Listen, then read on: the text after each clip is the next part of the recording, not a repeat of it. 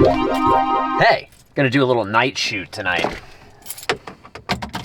So if you're not familiar with what we do around here, is we do street photography from the car. How does that work? Well, I live in a suburban town in South Carolina. There's not just like street photography opportunities to be had. There's a few. A lot of my favorite photos, I've been working on a series lately, a lot of my favorite photos have been shot from this truck. And I know, this video is called My Favorite Nikon Zf Feature, and we're gonna get there, I promise. I promise we're gonna get there because it's very relevant to this night shoot that we're doing. My truck has just proven to be like an excellent vehicle for my photography adventures. I could argue that it's my best photography tool, quite honestly, other than me. Also a photography tool to some people. All the photos I've showed you so far are shot with the Nikon Zf, and I'm gonna tell you, I love this camera. I really do. I love how it looks, obviously. It looks like a film camera. I mean, it's just beautiful. It's so good looking. The dials, apparently they're gonna brass. I'm into that. I've talked about this before in a past video, but my favorite feature of this camera, above anything else, is the fact that I can adapt basically any lens imaginable. What's awesome about this is, like, I've got a bunch of Sony lenses. I've got a bunch of vintage Nikon lenses. I've got this, which I'm gonna talk about in a second, and they can all go on this camera. My Sony lenses can go on here and still autofocus. The adapter was very expensive. It was like 250 bucks for the adapter for like a thin little plate. Ridiculous. It's absurd. But it's very cool that suddenly I could buy this camera and every single one of my lenses are usable with this thing. And it's due to the Z mount. It's apparently the flange distance, I don't know what that is, but the flange distance is such that you can stick any lens as long as you get an adapter for it on this camera, which again, makes Nikon so cool that they allow that to happen. But this lens, this little guy, is a old Soviet lens. I think it's called a Helios, I'm not sure. There's no brand name on it. It's 37 millimeters, which is kind of a weird focal length. But my friend Woody gave me this. His friend gave it to him, found it, and he hooked me up with it. And I've loved it. It's really hard to focus. It's a real struggle to focus with this thing. But I've kind of embraced that. I've kind of embraced the softness of this lens. It's got this crazy thing on it where it can lock aperture. So if I set it to like, what's it on? 2.8. If I set it to like 16 on this ring turns the aperture smoothly without clicking. But I can turn the clicker to like, I don't know, what did I just do?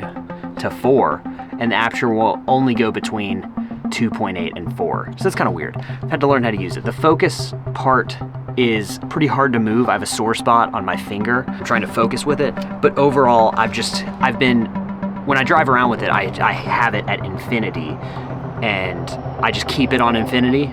And if stuff gets out of focus, then, you know, it looks more like film. It ends up looking more like film. It's awesome. I love it.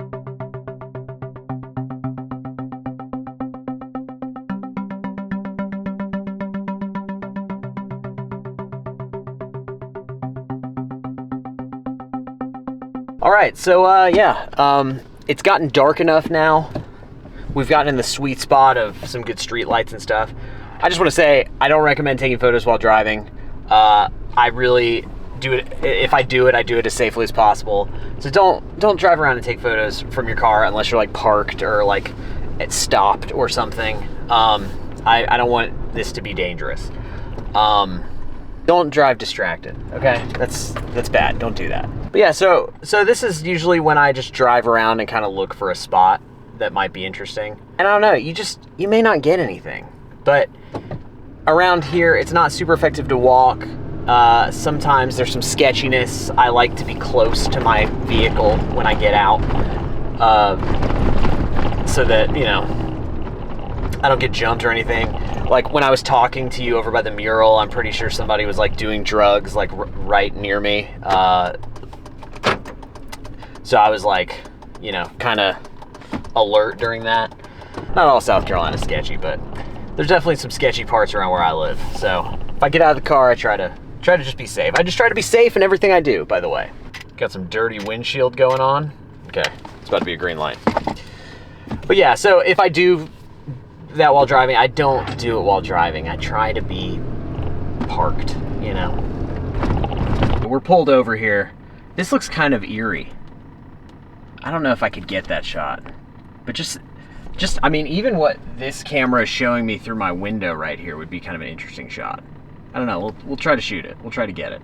I'm gonna be totally real with you right now. I don't feel comfortable getting out of my car right here, if I'm being honest. Oh yeah, that looks interesting. Okay, let's see if we can get a little, yeah. Oh, good. What is it? Yeah, it's a little soft. My ISO is really high, so I'm getting some good noise here. I don't know. I've also been shooting in black and white, just to focus me, just to make sure I'm keeping track of my shapes. It's just compositionally intelligent, I think, to shoot in black and white. It records a color file, but shooting in black and white has been really helpful. I've really loved just the bad light of shooting at night or at times where there's limited light, because a lot of these suburban areas just have terrible, I don't know, just terrible lighting. I mean, like all these street lights, just everything looks kind of gross. But that's allowed me to overcome how good mirrorless cameras are. And I've talked a little bit about my quest to try to make a camera like this able to give me results kind of akin to what I'm looking for with Polaroid.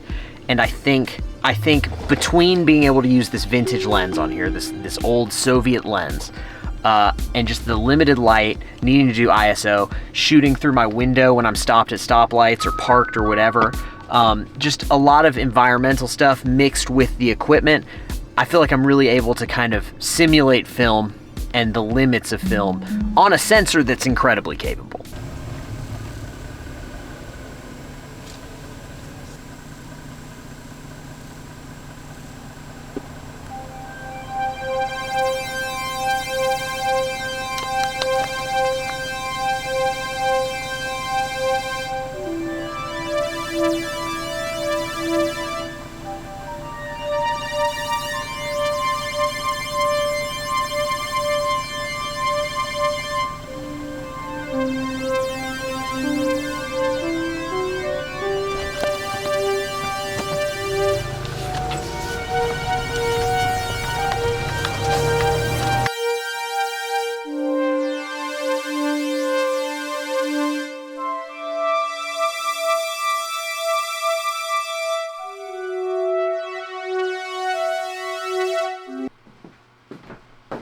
Okay, I'm back.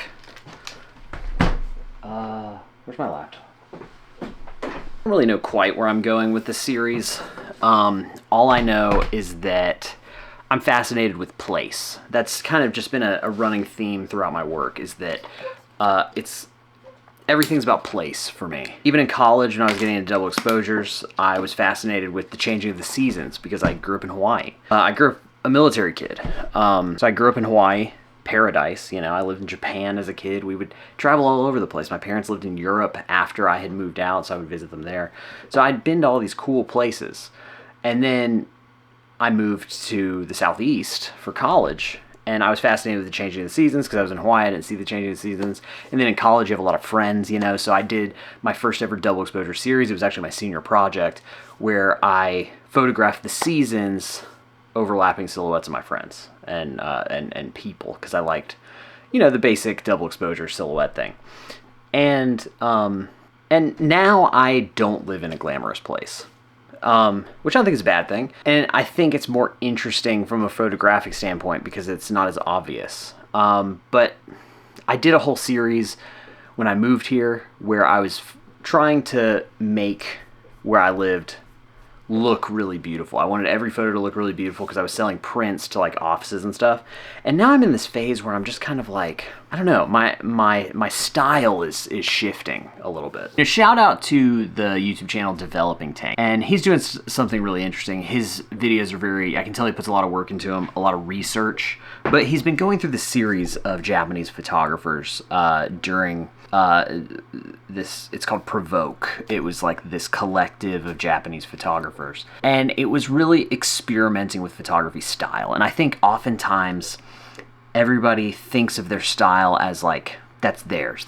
They get one style. In social media, we have to curate everything. You go to a grid, you want to see like one style of images, and that's what we're encouraged to do. You don't feel like you're allowed to like branch off. You can only do one thing. You gotta stay in your lane, stay in your niche, and that's it. This Provoke collective of photographers, as Developing Tank is going through, which again, check out his channel, made me realize that the whole point of the Provoke movement was kind of like dipping into alternative styles of photography. And so I've always felt a little guilty because I've naturally kind of jumped into different styles of photography, tried new things, and I would go seasons of my life where I shoot a certain way, and then I go other seasons of my life where I shoot a completely different way. But it's all just me. It's all still my work. And so I take joy in shooting differently. And so right now I'm in a season where I'm just shooting differently. I'm just trying some new things. I'm trying to evolve what I do in photography.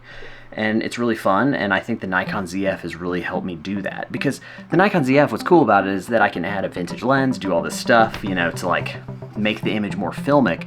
But I can also, you know, pop on an autofocus lens and just make this like just a beast of a digital camera. So I can shoot multiple styles. I shot client work with this, and now I'm shooting my own personal work with it.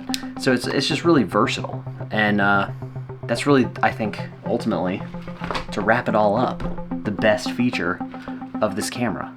It's the versatility. It's the most versatile camera I've ever used. We got there. We did it. We made it. We tied it all together, once again.